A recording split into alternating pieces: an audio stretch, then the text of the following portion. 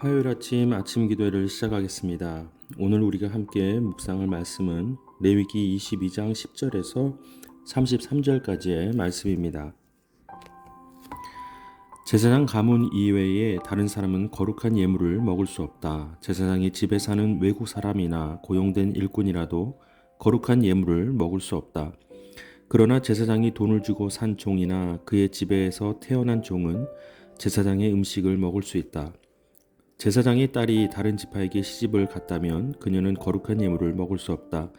그러나 제사장의 딸이 과부가 됐거나 이혼을 당했거나 자식이 없거나 어릴 때처럼 자기 아버지의 집으로 돌아와 살게 됐다면 그녀는 아버지의 음식을 먹을 수 있다. 외부 사람은 그것을 먹을 수 없다. 누가 실수로 거룩한 예물을 먹게 됐다면 그는 그것에 5분의 1의 가치를 더해 제사장에게 거룩한 예물을 갚아야 한다.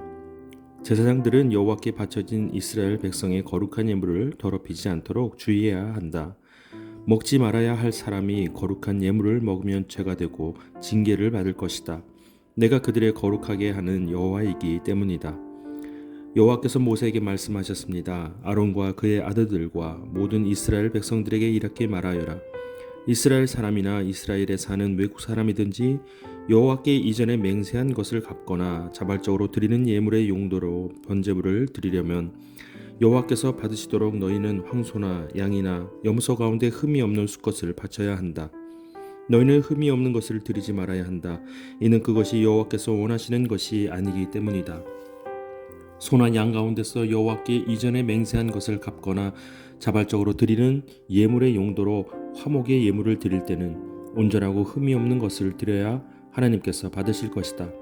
너희는 눈이 멀거나 장애가 있거나 불구가 되거나 유출병이 있거나 피부병이 있는 동물을 여호와께 바치거나 여호와께 드리기 위해 제단 위에 화제물로 삼아서는 안 된다. 그러나 황소나 어린 양의 신체가 부분적으로 너무 크거나 작은 것은 자발적으로 드리는 예물로 삼을 수 있다. 그러나 이전에 행한 맹세를 갚기 위해 예물로는 드릴 수 없다. 너희는 고환이 상했거나 치었거나 터졌거나 잘린 짐승을 여호와께 드릴 수 없다. 너희 땅에서 그것을 희생 제물로 삼아서는 안 된다. 너희는 외국 사람에게서 그런 동물을 받아 너희 하나님 여호와께 음식 예물로 드릴 수도 없다. 그 동물들의 결함 곧 흠 때문에 그것들은 너희의 예물로 여겨지지 않을 것이다. 여호와께서 모세에게 말씀하셨습니다.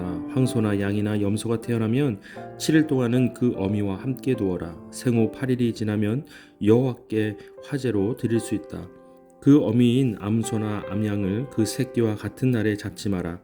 너희가 여호와께 감사의 희생제물을 죽일 때 너희는 하나님께서 받아들이실 수 있는 규칙대로 그것을 드려야 한다.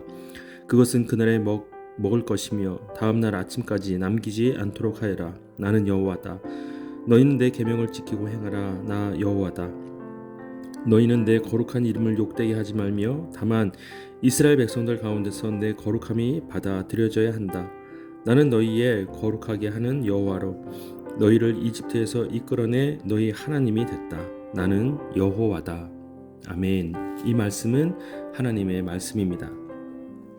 오늘 본문은 우리가 읽다 보면 하나님께서 받으시는 그 예물에 대한 규정을 우리에게 말씀하고 계십니다. 그런데 그 느낌은 사뭇 굉장히 복잡하고 또 어렵다는 느낌을 받게 됩니다. 하나님께서 받으시는 예물에 대해서는 아주 엄격한 기준이 있습니다. 함부로 드려서도 안 되고 그것이 상식 밖의 방법이나 그 절차로 드려서는 더더욱 안 될 것입니다. 하나님께서 왜 이스라엘 백성들에게 이러한 규정을 정해주셨고 말씀하셨을까 우리는 생각해 보아야 할 필요가 있습니다. 때로 우리는 하나님 앞에 우리의 헌신으로 드리는 여러 가지 모습들이 있습니다. 때로는 물질로서, 때로는 헌물로서, 때로는 또 우리의 삶, 우리의 시간, 우리의 모든 방법들로 인하여 하나님 앞에 헌신할 때가 있습니다. 그러나 그런 헌신이 있을 때마다 우리는 우리의 자의적인 해석으로 드릴 때가 많습니다. 이것을 하나님께서 기뻐하시겠지, 이것을 필요하시다고 여길 때가 있습니다. 그러나 그것은 절대적인 우리의 기준과 판단인 것을 기억해야만 합니다. 오히려 하나님께서는 우리에게 이스라엘 백성들에게 주셨던 그런 철저한 기준들이 오히려 지금은 사라진 것입니다. 우리가 지금 하나님 앞에 드려야 하는 예물과 헌신에 대해서 하나님께서 세우신 기준은 거의 없다고 보는 것이 맞겠습니다. 그러나 그것은 오히려 우리가 정말로 놀라운 하나님의 은혜로 말미암아 자유함 속에서 우리가 하나님 앞에 거룩한 모습으로 드려야 할 것입니다. 그러니 우리는 더욱더 이스라엘 백성들보다 더 까다롭고 어찌 보면 더 진중하게 그 기준대로 하나님 앞에 예물과 또 헌신을 드려야 할 것입니다.